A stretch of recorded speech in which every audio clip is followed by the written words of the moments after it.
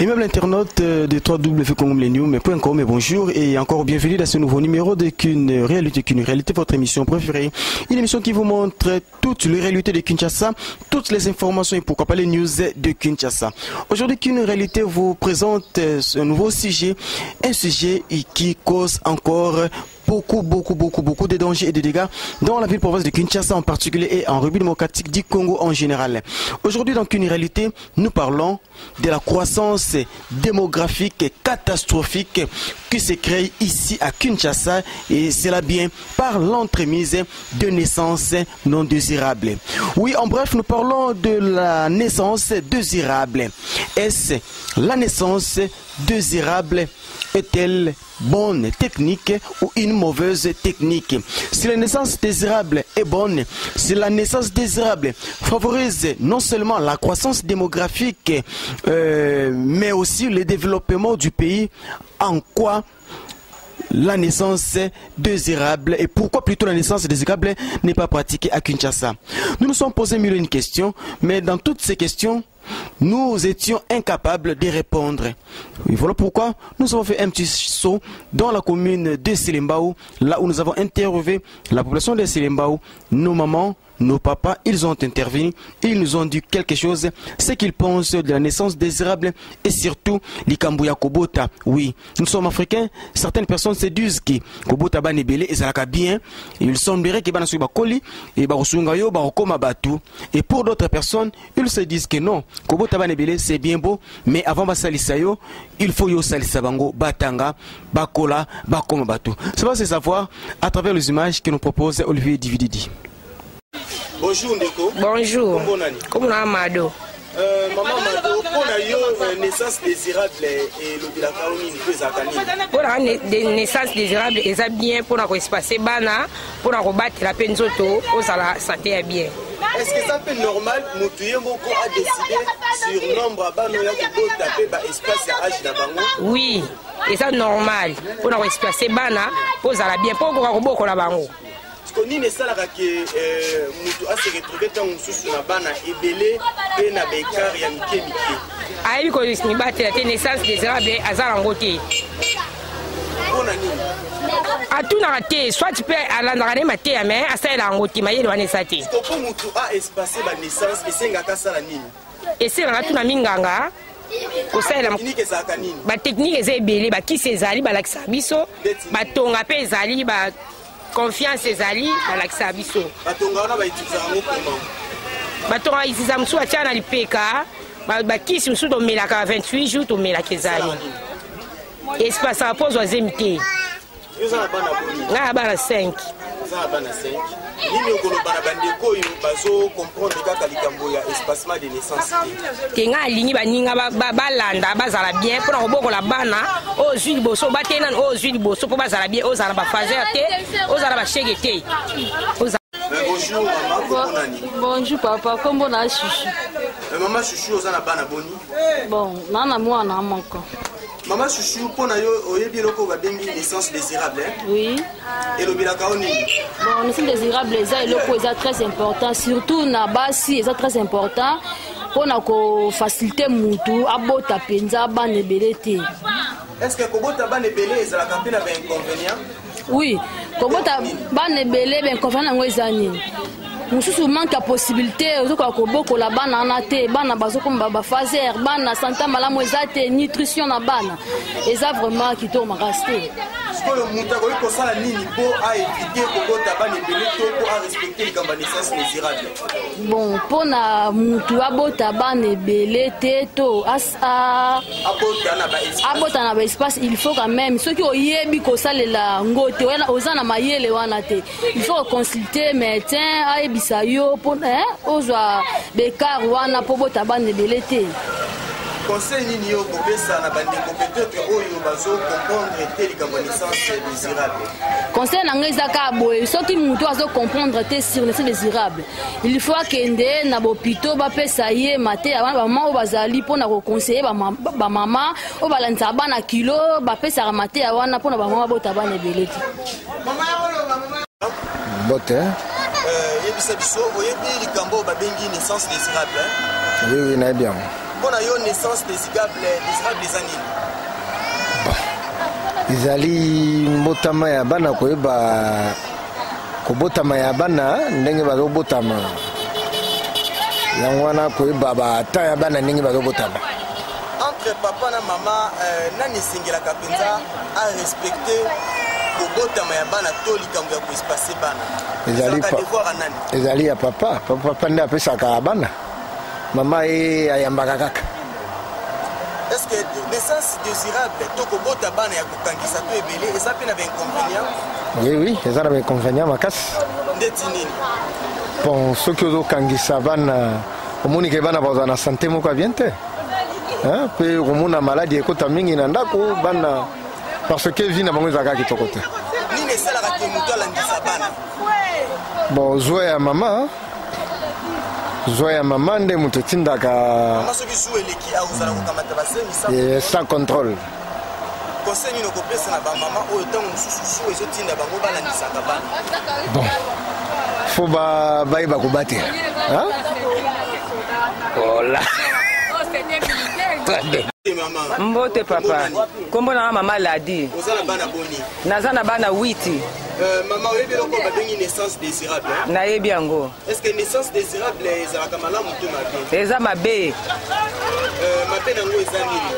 Kobota bana ebele okobota bango boye vie komi pasi kolia pasi kobokola bango pasi batanga surtout ba classe mutezo koboma biso bana mibale minervale pasi siko neti ngai boye 8 tangisa bango bana bizenge na balabala bako ba fazer eza na litomba te ata muke. Entre papa na mama nani penza a décidaka pona likambo ya kobota nani aswaka décision ke tobota bana autant? Mama po biso ba mama biso de mutu za na point clé soki na lobike na kobota lisusu te papa za na esika kokanga ngai te mais sikoyo yo soko za point faible papa pe asa ko ditika kaka yo bana baza ko nienge na yo baza ko sumbela yo wana papa kuna za na ya à l'aise mais yo kuna na mikumba na yo. Est-ce que kobota pe ebele pa ina bino ba mama e sala ka mabe makasi neti ngai wa oyo na boti bango bana ba poya makasi matrice koma ko sala ngai manœuvre po na nini na boti ebele ale matrice komi ngai pasi matrice lembi. Conseil ni kopesa epa ya ba papa o bazolika tindika bana to ba mama o bazoyeba likambo ya ba technique ya kobota mukete. Nazo pesa conseil pa ya ba papa malamu ko pemisaka ba mama oboti mama bana mibale misatu bien mine bakoki mais ça te que soko bota ka eza pasi pona biso ba mama tozo ko mikoka te. Ote papa na ngai comme na mama tete kikudi. Mama tete za na bana boni. Naza bana 5. Maman tete oyebi loko ba bengi naissance désirable. Nayebi. Est-ce que pour na yo kobota bana ebele ezalaka malamu to mabe? Kobota bana ebele eza malamu so za na possibilité. Mais so za possibilité te eza bien te. Neti pona yo mama tete mutu esengeli azala na bana boni. Surtout biso na Kinshasa.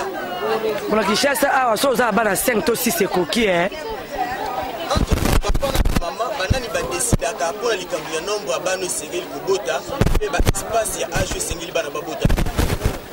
Eza likambo ya mwasi na mobali koyoka na dialogue. Kobota bibotela ntrezo pesa passe. Tokomona bana babalabala ba parents pour le moment ba maman ba comme à la base de France ya Congo la biso. Po a omilinga. Po bana il faut balia malamu balata malamu batanga pe malamu. Tout ça partie éducation ya bana.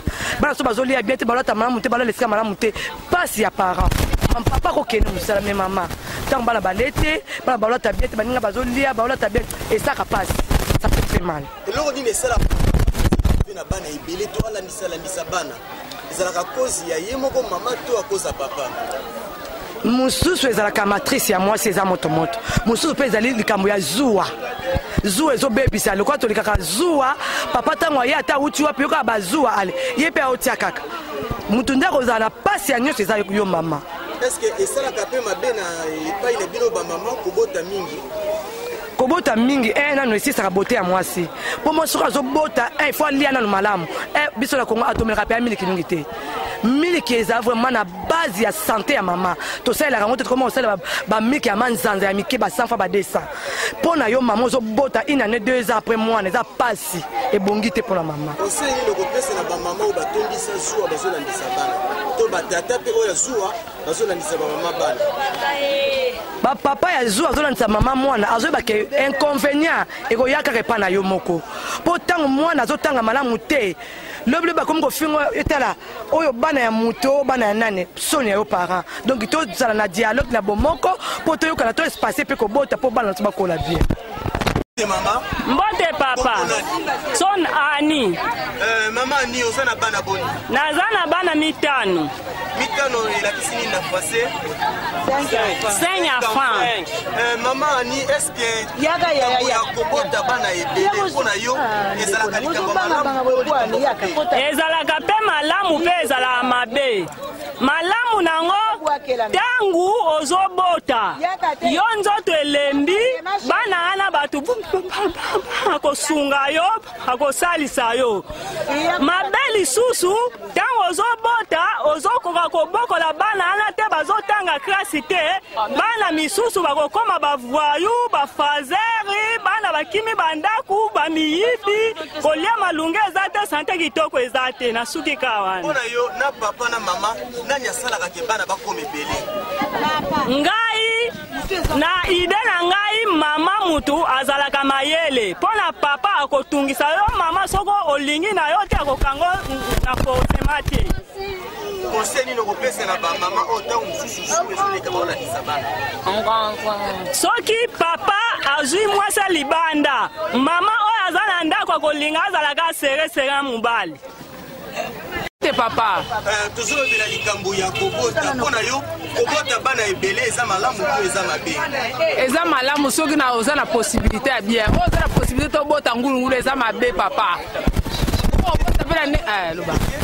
obota pela ndenge bwana obota teke inane mwana fo sa bekara fo bota bana fo bakola kitoko yo sana bana boni ngaza na bana 10 na bandi 11 mibale bakufa bazaki 11 mibale bakufa 9 bona yo ba avantage ya kobota bana ebele zani avantage kobota bana ebele eza pe na avantage eza na avantage so bakoli bakoyi po kosala so pe bakosunga yo eza bilanga na biso wana tozobota bongo est-ce que ça pe na ba désavantage kozala na bana ebele boza na bana ebele mpona mosusu wana nzambe abengi bango mosusu batikali mpe bakoki kosunga yo siko po mama abota bana ebele ezalaka kozi ya papa to kozi ya mama emoko po bana balala ezalaka kozi ya yo na papa na ndenge nini kasi na ndenge bozo kolala ndenge bozozwa semiti papa azotia yo mikolo nyonso bozosala fo bota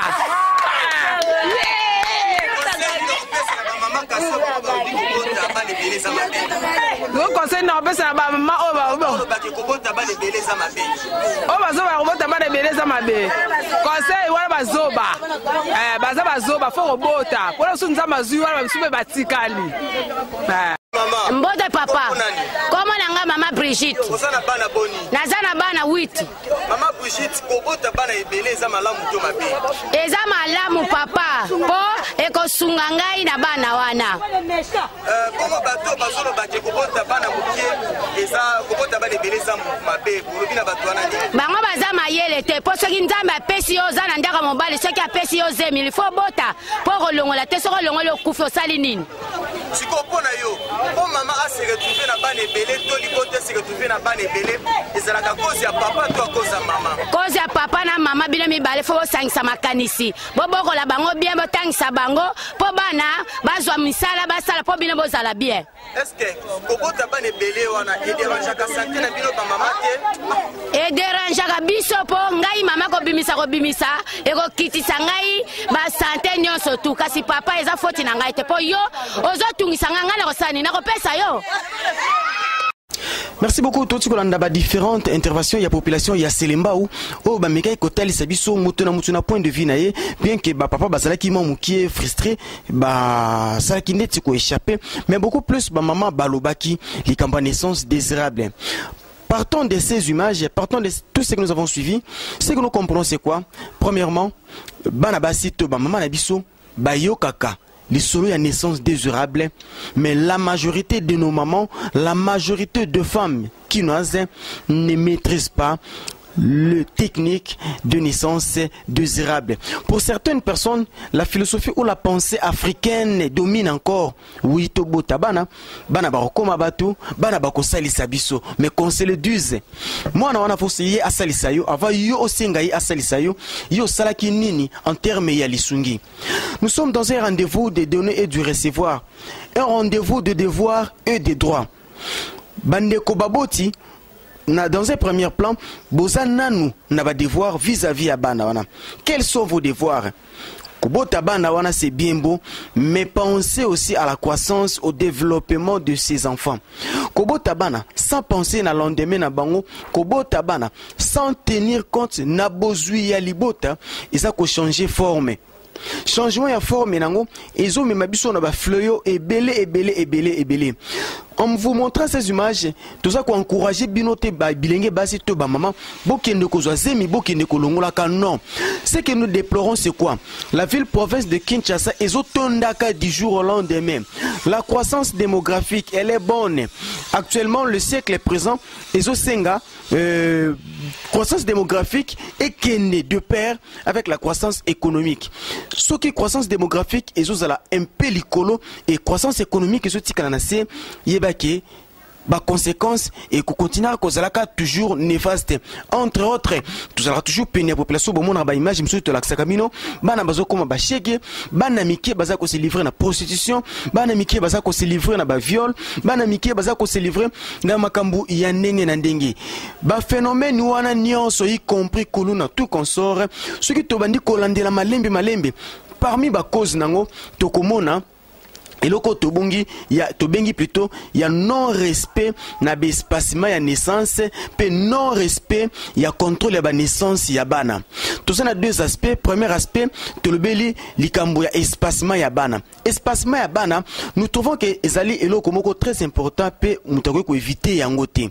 Espacement ya bana premièrement, ils ont permettre maman à maintenir santé na malamu à force ya kobota parce que tant bande si bakina kobota ba perdaka plus de sang makila wana bango ba perdaka et joue beaucoup plus na santé na bango. C'est ce qui fait que elenge mwasi azana no tango mususu na 21 ans 22 ans mais loko la boti mingi omoni abani ko perdre parfois beauté na ye to maman âge zana nous mais à perdre beauté na ye. Pourquoi?